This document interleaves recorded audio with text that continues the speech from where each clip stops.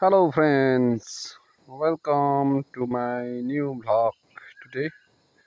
आजको भ्लगमा तपाईहरुलाई म यही अलैँचीको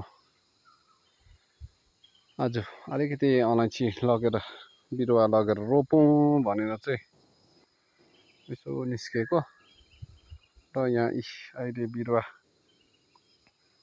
निकाल्दैछु।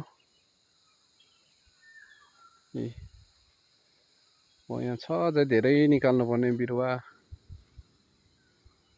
निकाल्दैछु। भर्खर सुरु गरेको, यति चाहिँ निकालिसके।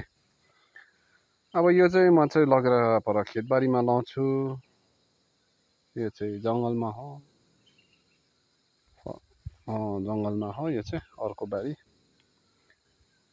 यो चाहिँ अब यो बिउ चाहिँ लगेर पर खेतबारीमा लाउँदा अर्को माटो भेट्दाखेरि यो बिउले राम्रो आगो चाहिँ दामी हुन्छ। यो तपाईहरुले पनि त्यसरी गर्न सक्नुहुन्छ। अलैँचीलाई चाहिँ एक साइडको अलैँचीलाई चाहिँ अर्को जग्गामा लगेर रोपेर फेरि त्यहाँबाट नयाँ बिरुवा एकदमै राम्रो हुन्छ।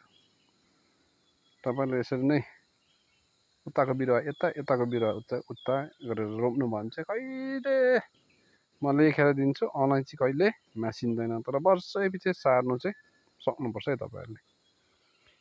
हेर्नुहोस् यी खुरुम्बी यस्तो छ अलैँची निकाल्ने।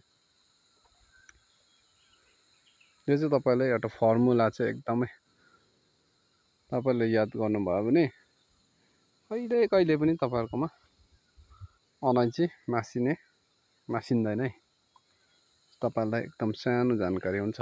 Thank you.